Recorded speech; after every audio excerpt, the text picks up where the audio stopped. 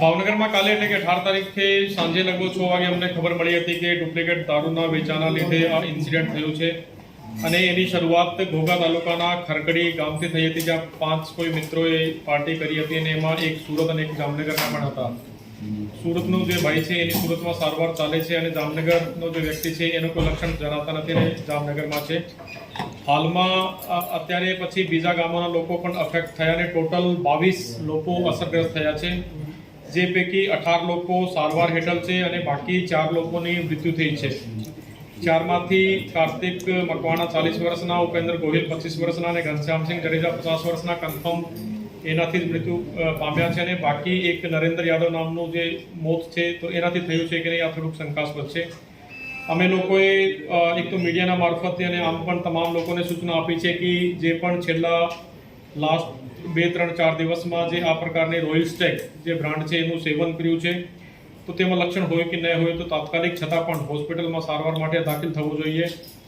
બીજું, જે ભાવનગરના પ્રાઇવેટ હોસ્પિટલ આરોગ્યમ, આઈસીયુ અને બીમ્સમાં જે સારવાર હેઠળ છે તો ત્યાં પણ એક સુપરવિઝન અને એનો સહયોગ કરવા માટે આપણે જે મેડિકલ કોલેજના 2 નિષ્ણાંતની ટીમને પણ ત્યાં મોકલી છે.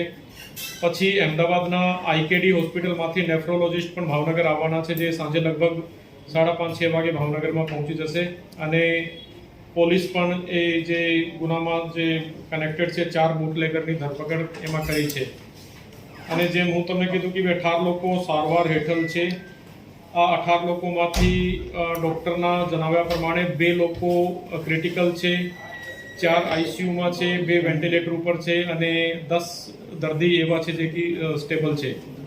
અને અત્યારે પણ અમે લોકો મીન્સ કે તમામને અપીલ પણ કરીએ છીએ કે જે પણ છેલ્લા 3-4 દિવસમાં જે આ જે ડુપ્લિકેટ રોયલ સ્ટેગનું કોઈ સેવન કર્યું હોય તો તાત્કાલિક નજીકના અથવા સોસાયટી હોસ્પિટલમાં આવવા માટે જણાવવામાં આવે છે. આપણે હોસ્પિટલની મુલાકાત લીધી હતી, દર્દીમાં કેવા પ્રકારના લક્ષણ હતા? હોસ્પિટલની હું સવારે સરટી હોસ્પિટલમાં અને બાકી 3 પ્રાઇવેટ હોસ્પિટલની મુલાકાત લીધી હતી અને અમુક લોકો આઈસીયુમાં અને અમુક સામાન્ય બેડ ઉપર હતા અને જે પણ એમાં લક્ષણ હોય છે કે ભાઈ વિઝન લોસના અને શ્વાસ વગેરેમાં જે તકલીફ થાય છે, બાકી એના ઉપર તો વધારે પ્રકાશ તો ડૉક્ટર પાડી શકે છે, પણ જે બેસ્ટ ટ્રીટમેન્ટ મળવાનું હોય તો આ ટ્રીટમેન્ટ અમે લોકો એટલે કે પ્રાઇવેટ સેક્ટરના હેલ્પથી, સરટી જે મેડિકલ કોલેજ છે એના હેલ્પથી અને જેમ કીધું કે આઈકેડી હોસ્પિટલના નેફ્રોલોજિસ્ટ પણ ભાવનગર આવી રહ્યા છે. સાહેબ, રાજ્યમાં ઇંગ્લિશ દારૂ પીવાથી આ પ્રથમ લઠ્ઠાકાંડ થયો છે. આ ભાવનગરમાં આ પ્રકારનો દારૂ વેચાવો કેટલો યોગ્ય છે? અત્યારે પોલીસ એના ઇન્વેસ્ટિગેશન કરી રહી છે અને જે પ્રમાણે જે પણ કલ્પ્રિટ હશે એને 100% સજા આપવામાં આવશે. સાહેબ, અન્ય લોકોના મોત થયા છે. અત્યારે પણ ઘનશ્યામસિંહ જાડેજાનું મોત થયું છે. આપે કહ્યું એક કનકસિંહ ગોહિલનું મોત થયું છે સવારે. તેના પરિવારજનો કહે છે દારૂ પીવાથી થયું છે, તંત્ર કહે છે ઝેરી જીવડું કડવાથી થયું છે મોત. આપણી પાસે સાહેબ કયા કયા નામ છે 4 જણાના? કાર્તિક, ઉપેન્દર, ઘનશ્યામ, નરેન્દ્ર.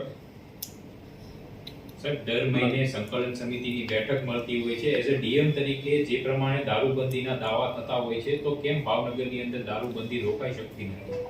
નહીં, પોલીસ અને જિલ્લા વહીવટીતંત્ર પોતાનું કામ કરી રહ્યો છે અને ભાવનગરમાં અમે લોકો જે પાસા હેઠળ કાર્યવાહી છે એ બી છેલ્લા વર્ષમાં એટલે કે 25-26માં લગભગ 100થી વધારે લોકોને પાસા હેઠળ પણ કર્યા છે અને પોલીસ પોતાની કામગીરી કરી રહી છે. સાહેબ, રિપોર્ટ તૈયાર કરવામાં આવ્યો છે તો એ રાજ્ય સરકારને ક્યારે આપવામાં આવશે અને તે રિપોર્ટની અંદર સાહેબ શું ઉલ્લેખ છે?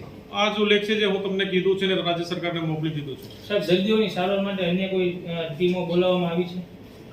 આઈકેડીમાંથી નેફ્રોલોજિસ્ટ અને બાકી મેડિકલ કોલેજમાંથી 2 જે મેડિસિનના નિષ્ણાંત છે આ લોકો કરશે. બાકી તો એમાં જે ટ્રીટમેન્ટ હોય છે એન્ટીડોટ વગેરે અને જે વેન્ટિલેશન વગેરે વેન્ટિલેટરની સુવિધા તો આ મતલબ તમામ દર્દીને મળી રહી છે. ગાંધીનગરથી કંઈક 2 ટીમ લેવાના છે ભાવનગર આવવા માટે? ગાંધીનગરથી આઈકેડીમાંથી આવશે, કારણ કે એમાં કિડની અફેક્ટ થાય છે તો એટલે જે આપણે કિડની હોસ્પિટલ અમદાવાદમાં. સાહેબ, આ એક સચિન નામનો વ્યક્તિ છે તેમજ એક જે વાત આવી છે નરેન્દ્રસિંહ યાદવ, તેનું શંકાસ્પદ મોત હતું તો પેનલ પીએમ તેનું શા માટે કરવામાં ન આવ્યું?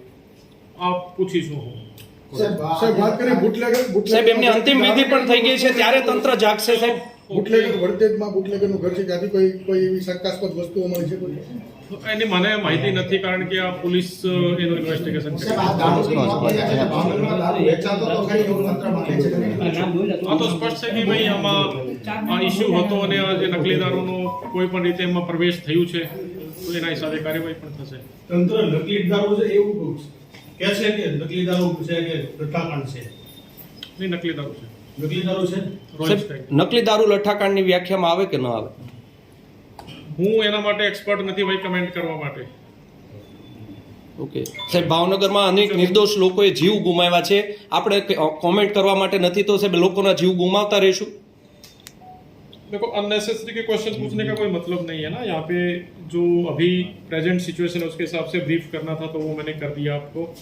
और बाकी बेस्ट जो ट्रीटमेंट है वो मिल रहा है लोगों को. और देखते हैं कि सबको यही अपील है कि अगर किसी ने 2-3-4 दिन में रॉयल स्टैग वगैरह का सेवन किया है સાહેબ, એક અન્ય तो वो मतलब अपना ट्रीटमेंट जरूर करवाए. સાહેબ, અન્ય એક શંકાસ્પદ વ્યક્તિ અલંગનો મજૂર આવ્યો છે. બેક પાઇપર્સ 100 નામનો તેણે દારૂ પીધો છે સાહેબ. તમારાથી જ આ માહિતી મને મળી છે. ગુંજીત સિંહને ત્યાં દાખલ છે સાહેબ. પૂછ લેंगे कोई बात. ઓકે સાહેબ, આ મૃત્યુઆંક આગળ પણ વધે એવી શક્યતાઓ જણાઈ રહી છે તંત્ર. ડોક્ટર કહે છે કે બે ક્રિટિકલ છે તો સમય જ બતાવશે.